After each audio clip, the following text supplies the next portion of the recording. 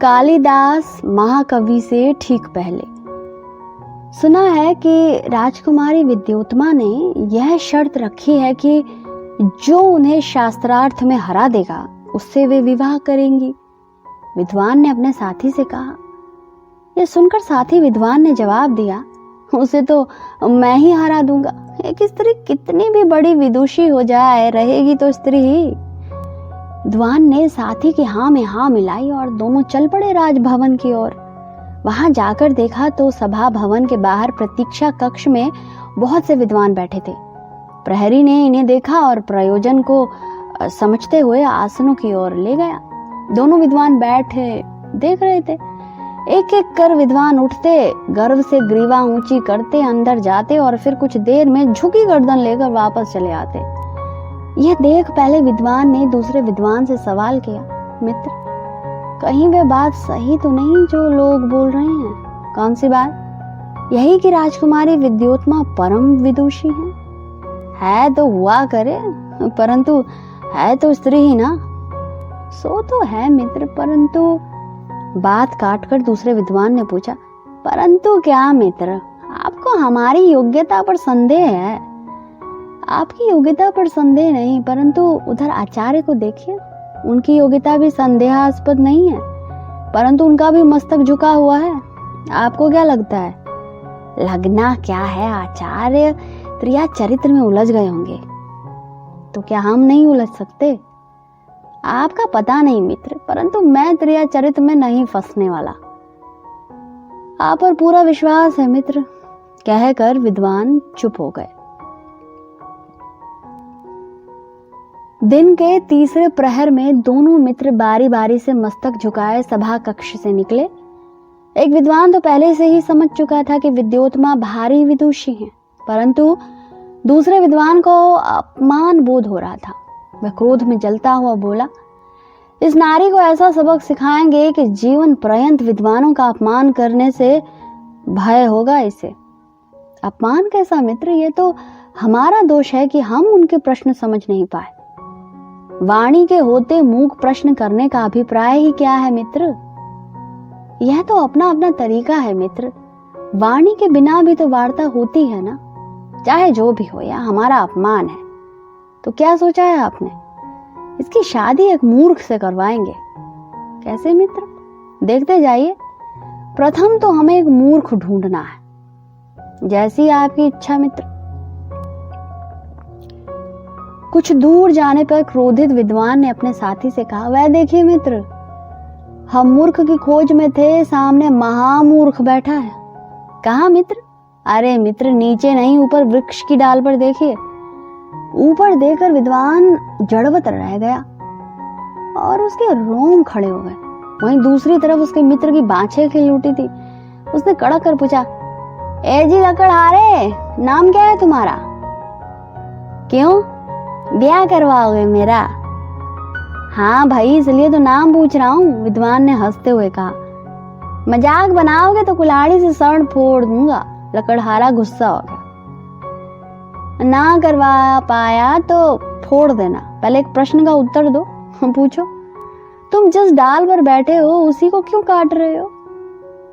नहीं तो क्या दूसरी डाल पर बैठकर काटूं? विद्वान जैसे दिखते हो और मूर्ख जैसे सवाल करते हो। लकड़हारे ने डांटते हुए कहा, वह तो समझ गया, परंतु डाल के बाहर की तरफ बैठकर क्यों काट रहे हो? ओह, ये पूछ रहे हो? हाँ, बात ऐसी है कि डाल कटने पर नीचे गिरी और फिर मेरे उतरने से पहले ही कोई और ले गया तो समस्या हो जाएगी, फिर से दूसरी डाल काटनी पड़ेगी, इसलिए अभी से पकड़ कर बैठा हूं। लकड़हारे का ज्ञान देकर दोनों अचंभित थे। उन्होंने उसे नीचे बुलाया और बताया कि वे उसकी शादी राजकुमारी से करवाएंगे। शर्त यह रखी कि विवाह तक वह मौन रहेगा और विवाहोपरांत रात्रि को अकेले में ही मौन तोड़ेगा। अगर उससे पहले मौन टूटा तो विवाह का सपना भी टूटा। विवाह के लोभ में कालिदास ने बात मान ली। राजभवन के द्वार पर पहुंचकर उन विद्वानों ने प्रहरियों से कालिदास का परिचय अपने गुरु के रूप में दिया। कालिदास को उन्होंने वेद पाठी ब्राह्मण की वेशभूषा में सुसज्जित कर दिया था।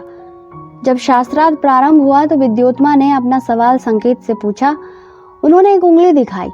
देवी विद्योत्मा का कहना था कि ईश्वर एक है। कालिदास ने सवाल को समझते हुए जवाब में 2 उंगलियां दिखा दी, अर्थात ईश्वर नर नारी है। एकेश्वरवाद से सृष्टि की उत्पत्ति संदेहास्पद है। इस जवाब से विद्योत्मा समझ गई कि उन्हें उनका मनचाहा वर मिल गया है। कोई भी विद्वान अब तक एक उंगली से आगे नहीं बढ़ पाया था। फिर भी देवी विद्योत्मा ने पुष्टि कर लेना उचित समझा। उन्होंने आशीर्वाद की मुद्रा में अपनी हथेली दिखाई। 5 उंगलियों से उनका तात्पर्य था कि 5 महाभूत हैं। कालिदास ने समझते हुए उन्हें मुट्ठी दिखा दी, अर्थात 5 को मिलाकर ही शरीर का निर्माण होता है। देवी विद्योत्मा को अब कोई संदेह बाकी नहीं रहा। वे समझ गई कि वे जिसकी प्रतीक्षा में थी वह यही है। उन्होंने अपने पिता को सूचना भिजवा दी और उसी रात दोनों का विवाह संपन्न हो गया। विवाह की अगली रात्रि जब दोनों शयन कक्ष में अकेले हुए तो विद्योत्मा ने कहा, स्वामी, मैं दुनिया की सबसे भाग्यशाली स्त्री हूँ जो आपको पति रूप में पाया। एक बात बताएंगे? पूछिए। कालिदास का मौन अब खत्म हो चुका था। आपने मेरे संकेतों को कैसे पहचाना? इसमें नया कुछ थोड़े ही था, रोज का काम है हमारा। हाँ, सो तो होगा ही, लेकिन एक उंगली दिखाने पर आपने मुझे 2 उंगलियां क्यों दिखाई? विद्योत्मा ने थोड़ा इठलाकर कालिदास की उंगलियों में अपनी उंगलियां उलझाते हुए पूछा। कालिदास ने जवाब दिया, आपने कहा कि मेरी एक आंख फोड़ देंगी, तो मैंने जवाब दिया कि दोनों आंखें फोड़ दूंगा। सुनकर झटके से उबरने की कोशिश में विद्योत्मा ने पूछा, और 5 उंगलियां दिखाने पर आपने मुट्ठी क्यों दिखाई? वह मुट्ठी नहीं, घूंसा था। आपके थप्पड़ का जवाब। कालिदास ने सहज भाव से उत्तर दिया। स्वामी, आप सच कह रहे हैं? हाँ। कालिदास के चेहरे पर जरा भी हास्य नहीं दिख रहा था। विद्योत्मा चीख उठी, यह मेरे साथ छल है। इसी समय मेरे घर से निकल जाओ। वापस तभी आना जब ज्ञान प्राप्त हो जाए। यह क्या बोल रही हैं आप? कालिदास हक्का बक्का था। विद्योत्मा ने चीखते हुए कहा, मैं परिहास नहीं कर रही धूर्त, इसी क्षण मेरे घर से निकल जाओ। कालिदास मूर्ख अवश्य था, लेकिन इतना भी नहीं कि पत्नी के द्वारा किए जा रहे अपमान को समझ नहीं पाता। उस रात घर से महामूर्ख कालिदास निकला था और कुछ समय पश्चात महाकवि कालिदास ने वापस लौटकर द्वार से बाहर से बोला था, कपांट उद्घाटे सुंदरी, और उत्तर में विद्योत्मा से अस्ति कश्चित वागी वशेषः सुनकर द्वार के बाहर से वापस चले गए थे। कालांतर में देवी विद्योत्मा द्वारा कहे गए तीनों शब्द 3 कालजाई कृतियों के आधार वाक्य बने।